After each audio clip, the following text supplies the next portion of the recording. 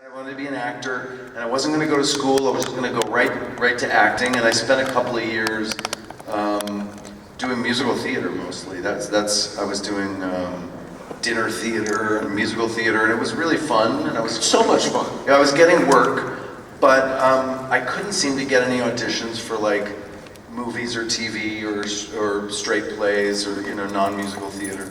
And so I thought, well, if I go to school someplace fancy, maybe I can get out of the rut of musical theater and get into some other stuff.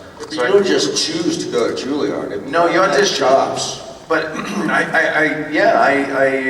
had never really studied Shakespeare. I did one Shakespeare play in high school, but I put a monologue together, Shakespeare monologue, and then a contemporary monologue, and I went in and auditioned, and I got into Juilliard. I got into another program called ACT, which is up in San Francisco, great program.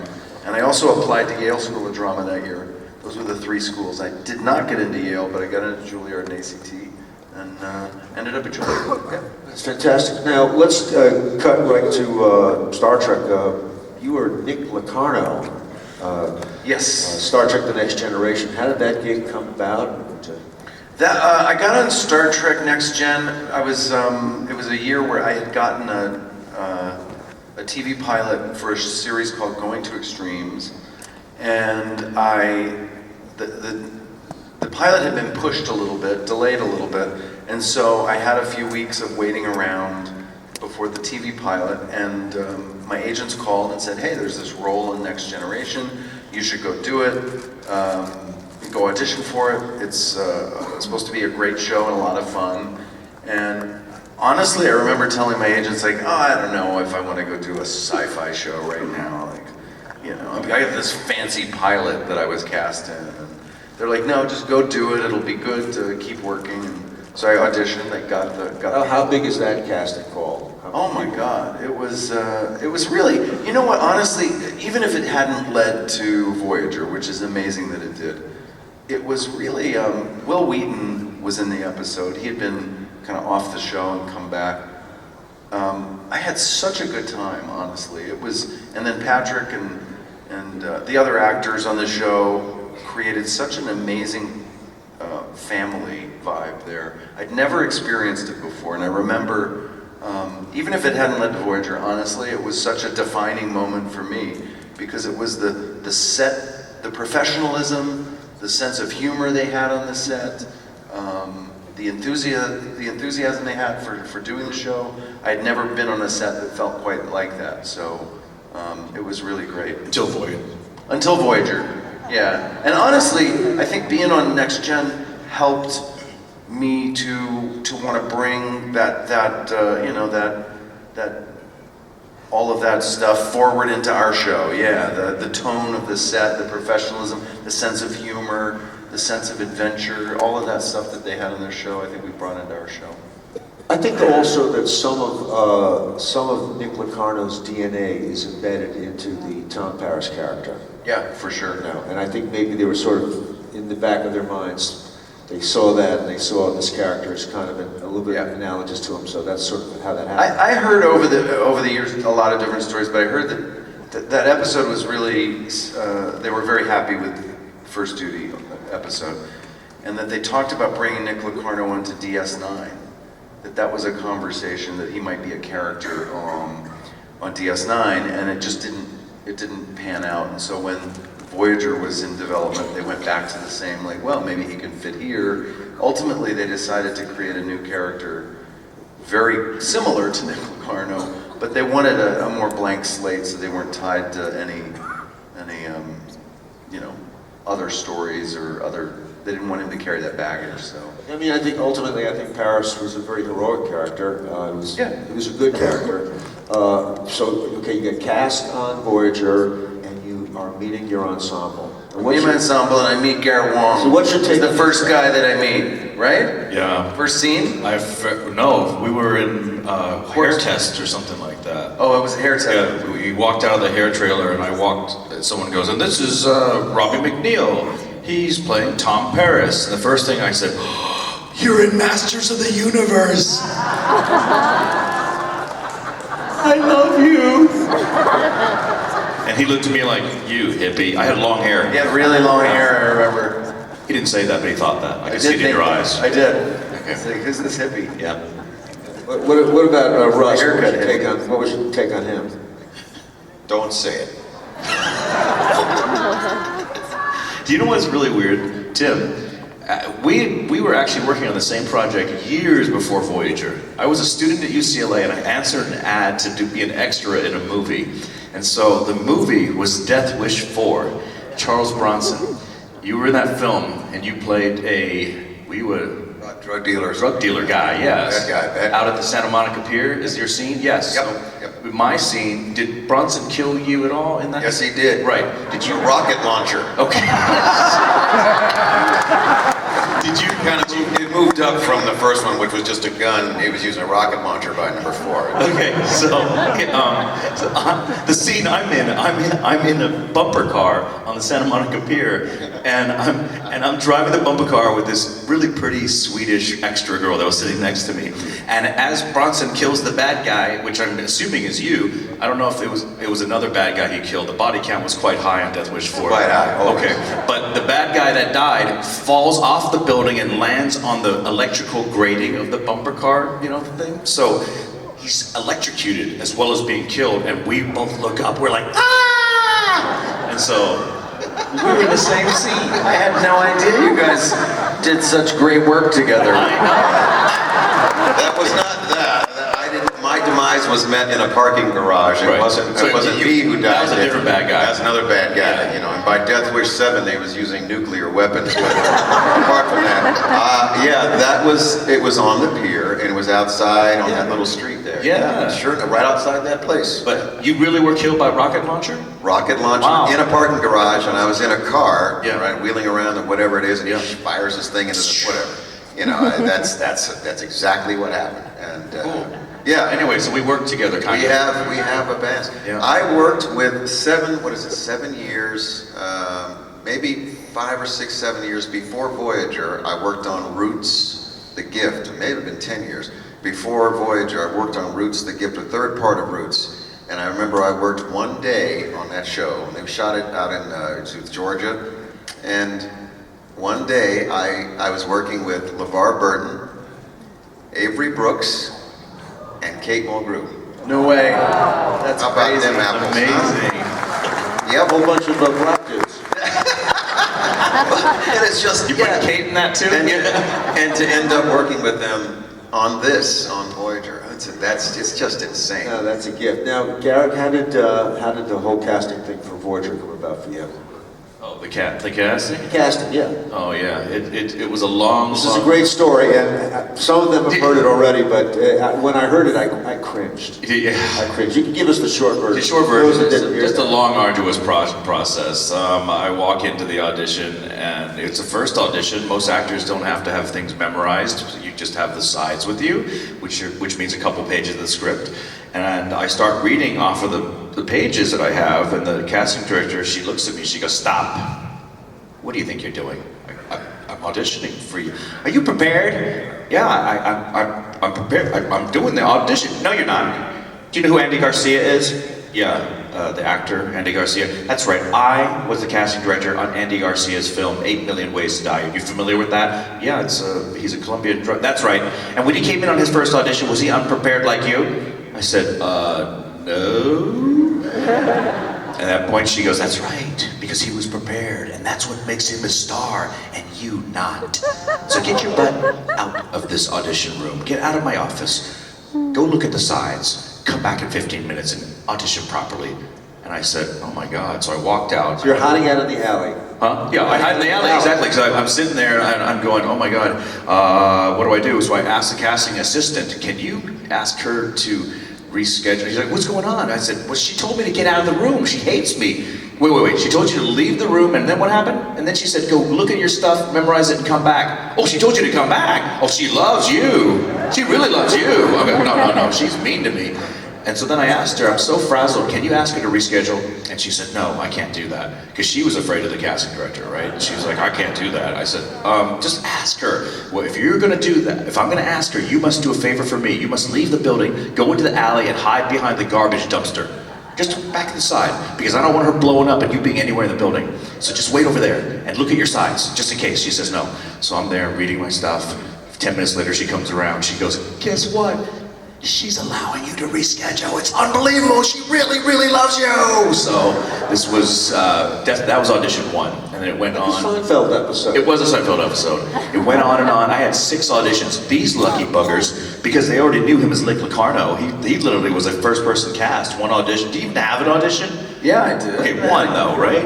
Well, I was in New York doing a play Yes. at the time, and they said they wanted me to come audition, and I couldn't go to LA at the time because I'm in the play, so I went to a local place in New York, and I went on tape. Okay. And then they said, okay, we want you to come out and go to network, Right. or what they call a network test, where you audition in front of everybody. Yeah. And I remember I couldn't fly out to the network dates they gave. Okay.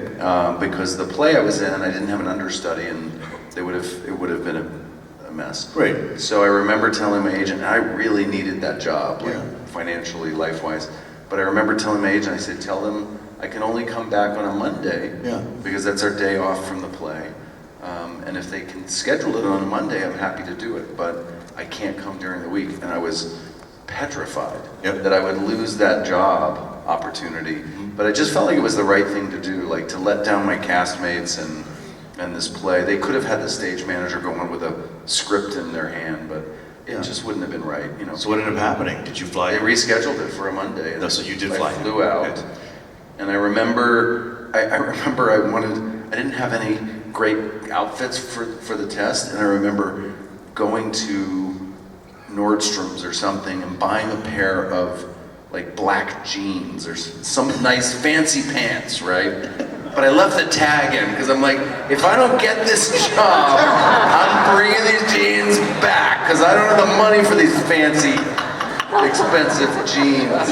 And then I left the tag in, and I kept those jeans for years after I got the job because I'm like, these are my lucky jeans. In Nordstrom, where I worked in college, they take everything back. So Take everything. That's good. Yeah, I was ready to take the jeans back. So it was that reading on camera, and then the producers meeting, and then you got it pretty much, I right? got it, yeah. Tim, yours was quick too, wasn't it? Because Very quick, yeah. Yeah. Well, but I worked on Generations, the feature with, and Berman was executive producing that, and he told me twice during that week that he was developing a show called Voyager. Yeah. He wanted to have me come in and read for a role. I Yeah. thought, well, that's fabulous. It wouldn't be till, that spring the next year or something like that. And I said, well, that's great. I'm more than happy. I'd love to come in. And sure enough, that part eventually came around, and I just went in to read. I think I only went in just once Yeah, to read. one time. Because he'd already had me in mind for that part. And I had already worked, like Robbie, but already worked for him 3 times on the other shows. So These guys were pre-sold. Yeah, Yeah, because pre-sold. Adam, typically in the casting office, what happens is when you walk in there,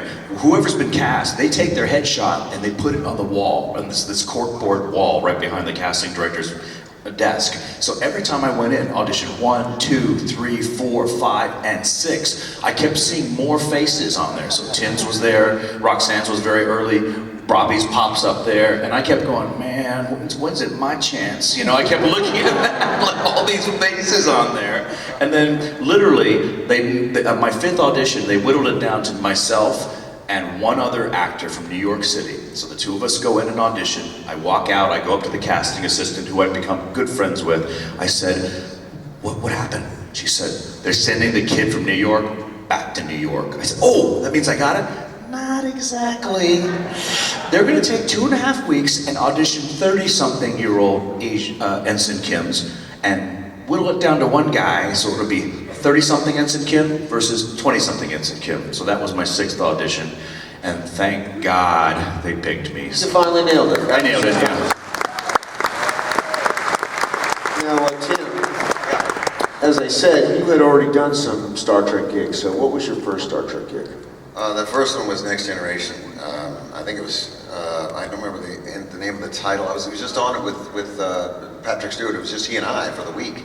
The terrorists take over the ship. I think it's Starship Mine, isn't it? And I played one of the people that come on board supposedly to do maintenance, and we end up trying to take over the ship. And he's single-handedly, it's like a Die Hard. He single-handedly you know, takes care of all of us one by one and gets the shit back. And everybody else was gone. I only worked with him that week. And it was great because we got whenever we were on set and we had a break, we could, you know, I could talk to him and get to know him. And he's a wonderful guy, just really sweet guy. And it was a very pleasant week and very cool to be able to get on. That's the first time I got a chance to get on that show. And I've been auditioning for it for 2 or 3 years. They brought me in to read for parts. They didn't happen until that particular episode. So that was the first time, yes. And then was the Generations gig the next one after that? No, there was Deep Space Nine, right? Deep Space Nine is a Klingon, and then Generations. And at Generations, I was actually playing a tactical officer on the bridge, but he wasn't Vulcan; he was human. And worked with Shatner and James Doohan and everybody that was on the bridge at the time for the Enterprise. I think Alan Ruck was on there as well. Does a movie feel like a whole different kind of a shooting experience from? It's just it's a slower pace. You don't shoot as many pages per day, and you know, things like that. So it's a slower pace. And same studio, though. Same studio, yeah, same studio. The same or different sound stages, but Yep. But a really slow process. If it's a budget like that, and you know, it just takes they take longer to put the days together and to shoot the days. It's just a lot slower pace. It's easier, you know. It was very cool. I enjoyed it. Now, you and Robbie are both directors. Yes. And directing is a whole other set of muscles and skill sets. You guys want to just talk a little bit about that? By the way, I'm a huge fan of Chuck. That was a great job. Yeah, thank you. Thank you.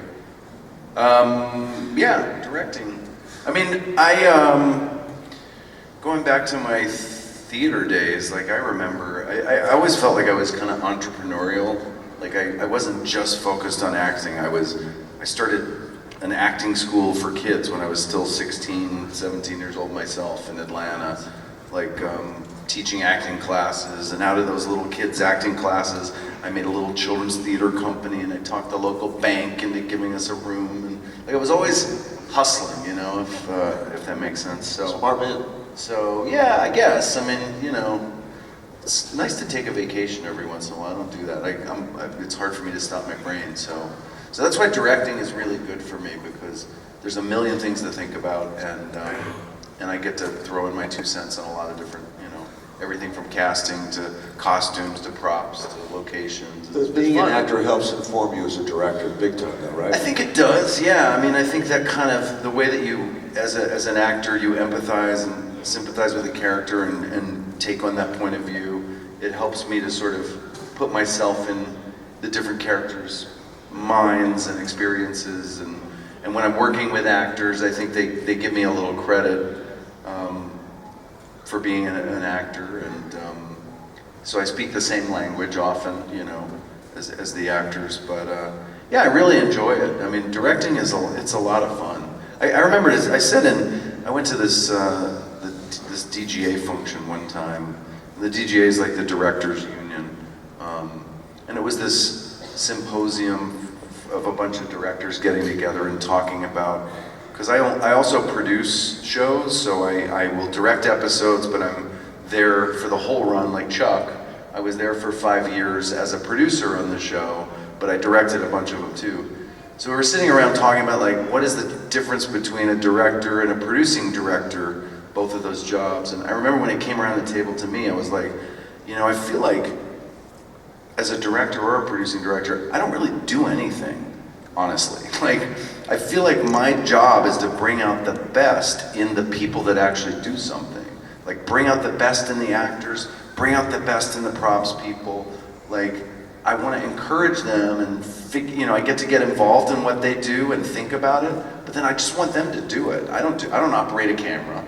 That's what a good I don't producer build does. a prop. Yeah, so that's what I enjoy, is I get to work with a lot of different departments, and kind of like when you're producing these shows, like there's a lot of things, it's interesting, it's never a dull moment. You sort of have to be just semi-hands-on with a lot of different things, but ultimately you have to rely on your team to do good work. Yeah, exactly. Now, I know we're very short on time. I want to go to questions. One last thing, Tim. I don't know if I've ever talked to you about this, but one project that you did that I really loved was Rodenberry on patrol. This is a great little film. I don't know if anybody's seen it. It's really wonderful. How did that come about? And it's so well done. Did you write it also? Yeah, no, I didn't write it. Doug Conway at the time. Such a clever concept. Yeah, that he had there was a couple of writers that he had worked with, and they put the story together, and then we kind of worked on it a couple times, and then he said, "Yeah, I want to do this thing," and it came out of the blue. It wasn't somebody. They came to me and asked me about to be a character in it and to shoot it, and I thought, well, that's cool. And I looked at the script, and it was a really lovely script. It was a little longer than that, the original version, but we trimmed it down and made it a little tighter. Just give the people that haven't seen it, just give the setup. Yeah, the setup is Rodenberry Patrol is actually a buddy of mine, Dan Chase, played the lead role. He's playing Gene Roddenberry when he was in his younger years. Gene Roddenberry, in fact, was a motorcycle policeman in California. That was his job, and he was writing freelance for all the westerns at the time. A lot of the westerns, like Gunsmoke and Rifleman and all that stuff. And he was a freelance TV episodic writer, and riding a motorcycle as a police cop. And we did a short film about him trying to conceive the concept of Star Trek, to put the show together and pitch it to the networks. So he's busy trying to do that at the same time he's doing his job. And during this time that he's doing his job, he's inspired by all these different characters, Walter Koenig, Nichelle Nichols, and a few others. He's coming into contact with all these people. Yeah, and they're giving him the affectations kind of the characters he's going to create. Each one gives him a nugget of what he ends up using to put together his show. And he pitches it to Ethan Phillips is in it. He tries to pitch it to Ethan Phillips as a network executive who has absolutely no clue as to what he's talking about, can't understand it, can't see it. But ultimately he ends up being inspired, and at the very end of it, he comes together. It all comes together, and it becomes this really solid concept, and it's a fun little story. You also play a wacky character in there who's trying to steal all the red shirts, as I recall. Yeah, because there's a motorcycle cop. There's people who keep getting their red shirts their stolen. red shirts stolen. And so my character is the one that's stealing all the red shirts. And eventually he is a motorcycle cop. He busts me because he sees me throwing all these red shirts in a dumpster. Yeah, but he talks you down by warning Yes. that if you don't give him back the red shirts, they're all made with Corvamite, is that? Corbomite, yeah. Yes. He just makes up some stuff and says if you don't give them back, they're all gonna, Corbomite's gonna destroy everything and you're gonna go on with it. And yeah, it's absolutely. It's really a charming little project. It's Anyway, a silly little movie, and I sometimes forget about that. Yeah, project. that's awesome. All right, well, guys, thank you very much for indulging That's me. funny. Let's go on over to questions. I guess we're over on that side. Everybody on Okay. that side, Hey there. yes. Yeah. Hi, my question is for Tim Russ. Yes. You really blew the roof off of this place last night Thank with you. Moon Dance. Thank you very much. Thank you. My question is, do you have any albums out, and if so, where can we buy them? My CDs are all on CD Baby, and you can buy the songs on iTunes. Everything I've recorded is on iTunes under my name. So very easy to find it. Very easy. Yes, thank you very much. Hi guys. Actually, this question is mostly for Garret. So a couple years ago when we did the reunion with the cast, you were telling a really funny story, and I don't remember all the details, so I was hoping you could repeat the story. It was about late at night, you were on set, waiting, and it was the story about the comm badges. Oh, the comm badge, yeah. On the bridge, when we're working on the bridge, there's such long hours, so long. And these are the guys that I work with on the bridge, that we have a lot of time to kill. And one day, I walked up to Robbie McNeill, and our comm badges, they're made of like high-density plastic with Velcro on one side, and they sew in a Velcro patch on our jumpsuit, and it just sticks on there. So I walk up to Robbie, and I went, "Hey, man." I went, whoosh, I just ripped it off, and Robbie goes, "Hey!" I go, wait, hold on. So I think I went, "Hey." It wasn't really, "Hey."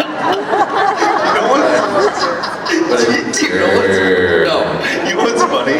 If you go to Germany and they dub all the Voyager episodes into German, and the German Tom Paris has the lowest voice you've ever heard. And then it's like, "Ja, Kapitan, ich bin Tom Paris." I'm like, what the? And then my voice is like, "Yeah, I was going through puberty, right?" And I'm going, what the heck? So it's so wrong.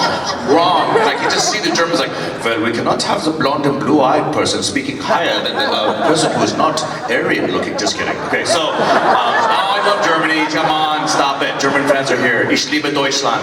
Get over it. Okay. So I rip off the comm badge. I take it. I step back 2 steps, and I throw it, and it sticks back on. And Robbie's like, "Hey!" And he rips mine off. Hey. Okay, fine. Robbie goes, "Hey!" And then he rips it off, and he goes, "Let me do this," and he throws it, and it goes back on mine. And we kept getting further back. He's like, all right, let's go a little further. Right.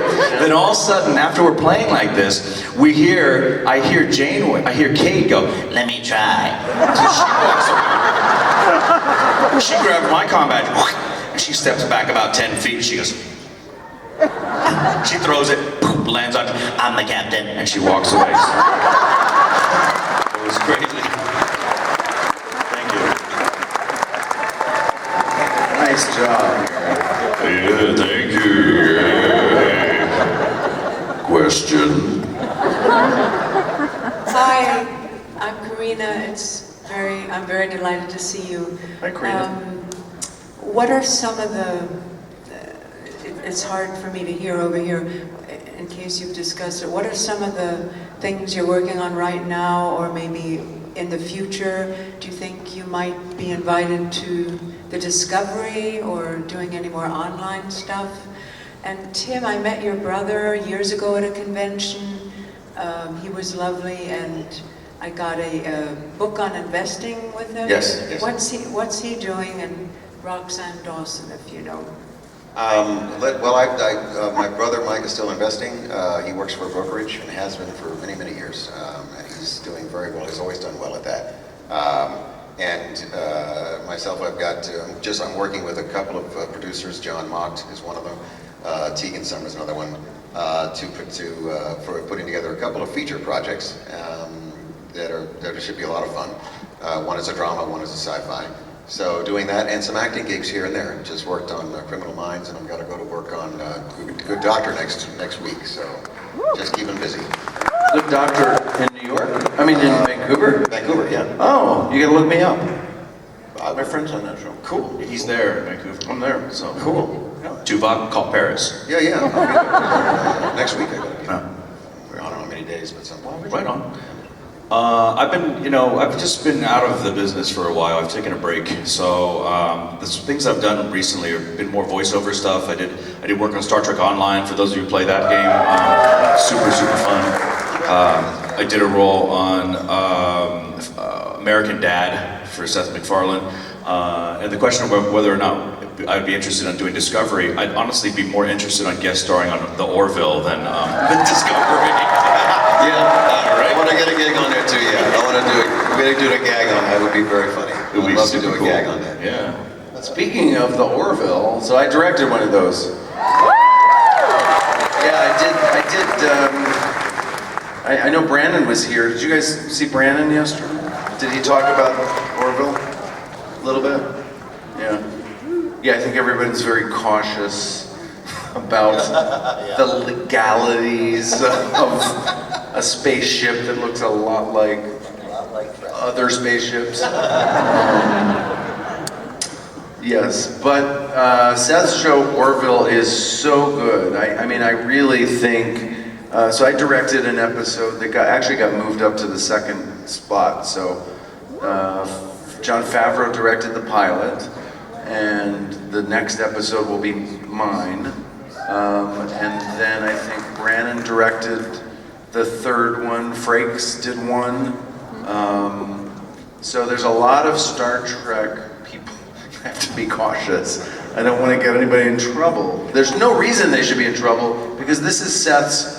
These are Seth's characters. This is a world that Seth has really imagined very specifically. So, but it's a world, he is a Star Trek fan. He's a huge Star Trek fan. His sister told me on set when we were shooting Orville. How many people have seen the trailer for Orville, by the way? A lot of people. Okay, if you haven't seen it, you should watch it, because I think you'll be really pleasantly surprised. Seth, his sister told me on the set that, oh God. Oh, Jeez. We don't have any room on the couch, do we? Yeah. questions over there. You need to get in line. Thank you, yes, because you can ask me a question later.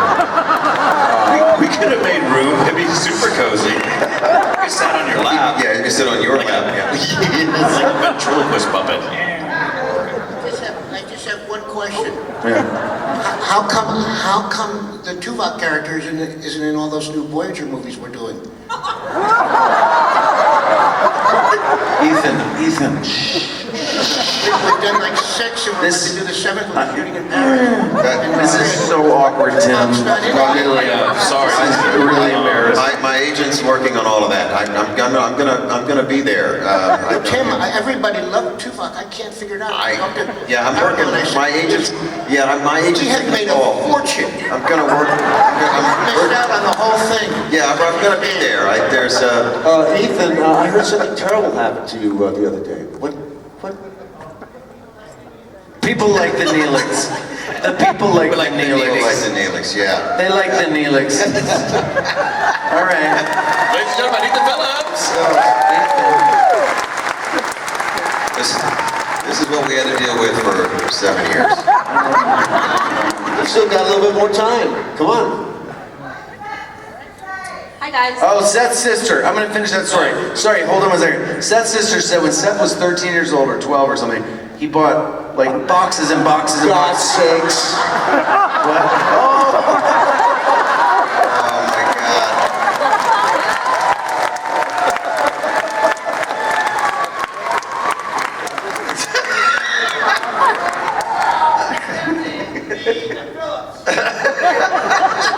Mistaken for Ethan Phillips more times than I have been recognized as my actual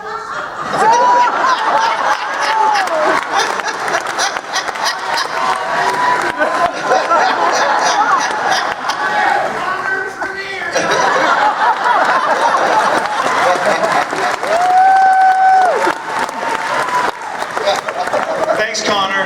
Okay. Thanks, Ethan. John Billings, everybody. What did Seth's sister All right, so say? Seth's sister said he bought like boxes and boxes and boxes of aluminum foil, covered his entire bedroom, every square inch, with aluminum foil so he could shoot a fan film, like a Star Trek fan film when he was 12 or 13 years old, that he wrote, he starred, directed, and he built the set with aluminum foil. So she literally said, like, it's amazing to see. He was in the costume, you know, Seth's the captain of the ship. It was amazing to see that he's making like $100 million fan film, basically, of a series like this. And it's really, it's fun, it's funny, it's not the comedy that you might expect from him. It's a very traditional sci-fi show, and I think you guys will really like it. And I don't know anything about Discovery, to be honest. I don't know much about it. I know a couple of friends of mine have directed. Frakes directed there. I hope it's successful. I hope it's directed. What's Probably that? end up directing. Who did? You will probably end up directing. Yeah, they did ask me at one point some dates, and I just couldn't. I wasn't available. I would love to go do it, but I hope it's a huge success. It's good for everybody. It's good for the fans. It's good for the franchise. It's good for the future of Star Trek if it's successful. I want it to be successful. I wish Brian had stayed on, but I know Brian Got another gig. He's doing another job. He's a American Gods. Yeah, American Gods. Yeah, he's All a right, talented let's man. Anyway. quickly, we're going to take, I think we have time for just one more question, it looks like. Hi guys. Hi. Our question is for Garret. So there was one evening where my friend and I were watching a TV very late at night, and a movie came on called Pinata Survival Island. Oh no.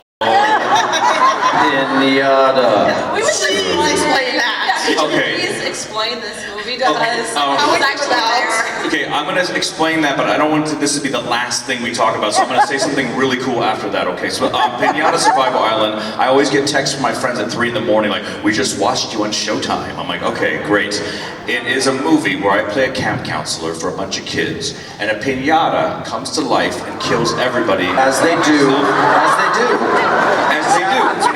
But it's not the colorful kids party pinata with paper mache. It's like a clay traditional Mexican piñata, and that does not make it any better. I know that, but this thing kills everyone, and I killed two, and it's the most horrible project I've ever been in. Every actor has something they're ashamed of. Can I list my last acting job? The That thing was that horrible. drove me out of acting? Say it. I did a movie called Infested.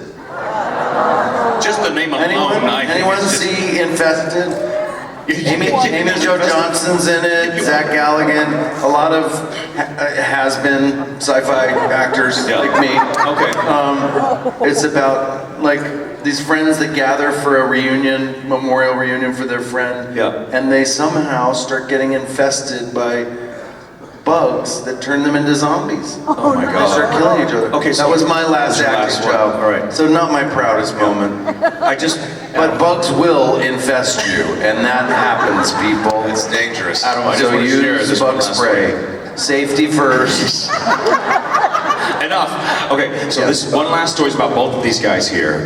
It's a story that one other fan asked me to say at the other panel. I never did. I'm going to tell it now. We were filming. It was Tinker, Tenor, Dr. Spy, I think was the episode. And Bob Picardo, the doctor, is singing Italian opera. And in the midst of him singing opera, Tuvok, who's in the audience watching, and I'm sitting next to Tuvok starts going through the initial stages of Ponfar. And so when that starts happening, he's like laughing, crying, and then the doctor, still mid-singing opera, walks over and casually takes out a hypo spray and sedates him, you know? And so that's the scene. Now, Tim Russ is notorious for coming up with these practical jokes that he plans months and months ahead. And so he had a joke that he was gonna do.